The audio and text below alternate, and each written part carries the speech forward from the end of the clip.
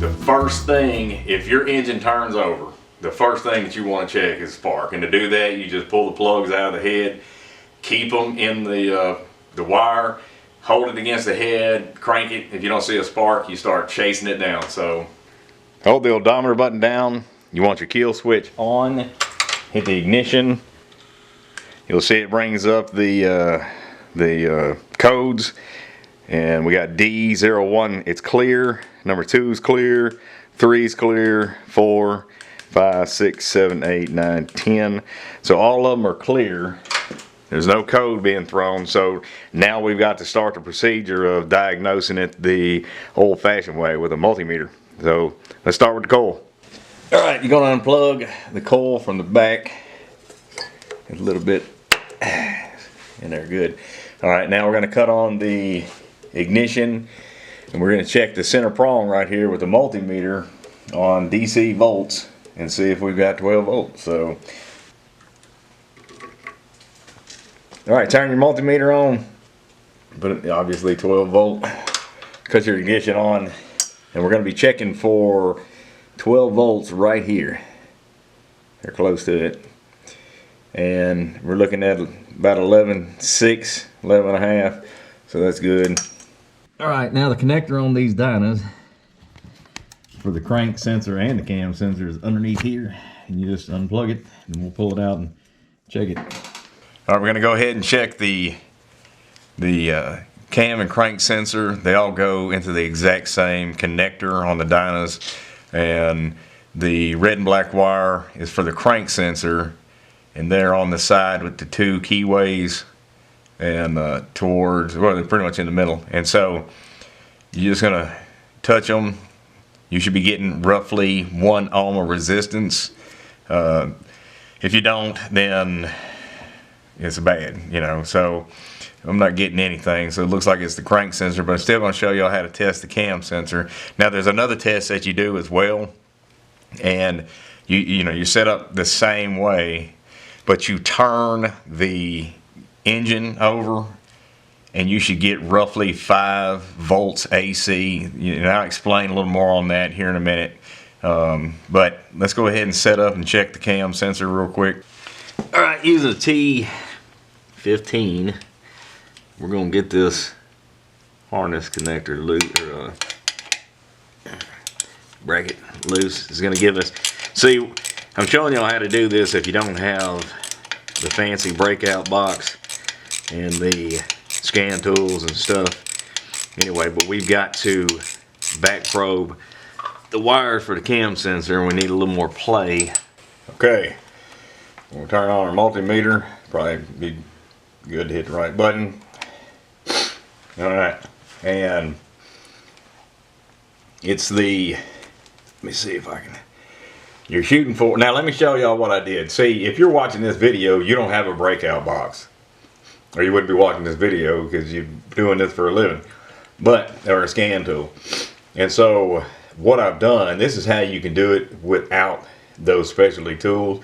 Now you reconnect the connector up, and then, you know, for the crank and the cam sensor, and on these Deutsch connectors that they used back into the late 2010 or whatever, when they went to that Mexican outfit, but they have really good boots that go on the back of them to seal the connectors. You just slide that back like that, get your multimeter, and go ahead. I mean, it's going to be hard for y'all to see, but you're going for the green and white and the black and white, and you are going to back probe them just like this. Now I can get the boot back.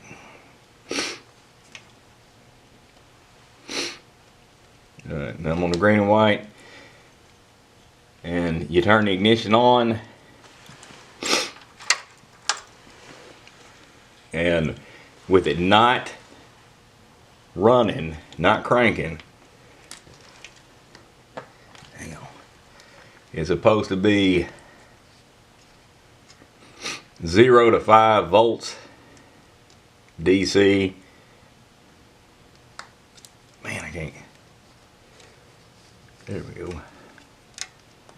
I mean, this is tough, but All right, and with it cranking, it should be 2 to 3.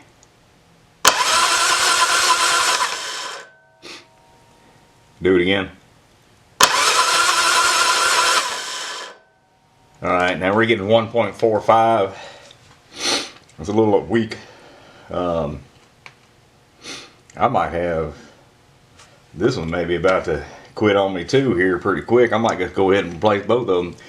Not had to be stranded on the side of the road. Got lucky this time being at my editor's house. But all right, now I want to show y'all a little thing about the crank sensor, and this is kind of explaining what you're testing when you're on with it on the bike. But I've got one of my other twin cam engines right here, and I thought this would be a good way to show you. But the cam sensor, excuse me, the crank, there we go, is a magnet, and it works in basically very similar to an alternator. As a matter of fact, it puts out, current doesn't go to it sends current to the ECM, and it lets the ECM know when there isn't any current, then it's time to fire.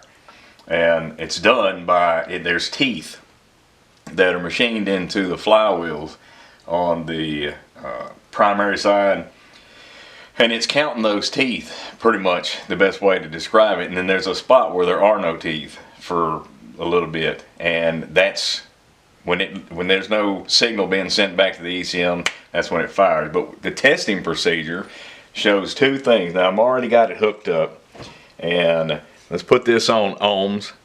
This is the first thing you're supposed to do, and you see it has right at 1 ohm. It can be slightly over 1, it can be just under 1, 0.9 and some change or whatever. It's okay as long as it shows ohms. It's good to go. Now, if it doesn't show ohms, you replace the crank sensor. Okay. If it does show ohms, then you check it by turning the engine. Now we're going to turn this engine right here, the flywheel, and you'll see that we put this on AC, and you'll see that it builds voltage up to, I think, around 7, something like that. Let me show you. So we go ahead and we turn the flywheel like so, and you can see the voltage going up as it turns, but then it'll drop and it'll go up and it'll drop and it'll go up, and that's when it hits that spot, and it tells the ECM what to do. Anyway, so y'all may notice some of the Panhead stuff that I got behind it. That's from a 1950 that I tore down. I'm going to restore, and if y'all like restoration videos and old Harleys and whatnot, you might consider subscribing, because I'll be uploading a bunch of content on that project. So, all right, now I know it's the crank sensor. I'll head to Harley, get me another one tomorrow, slap it on there, I'll be good to go. But more importantly, now y'all know how you can diagnose these no spark issues without having to have all the fancy specialty tools. So, look, I'm ending it here. We'll head up to the house, get me a beer. I'll see y'all on the next one.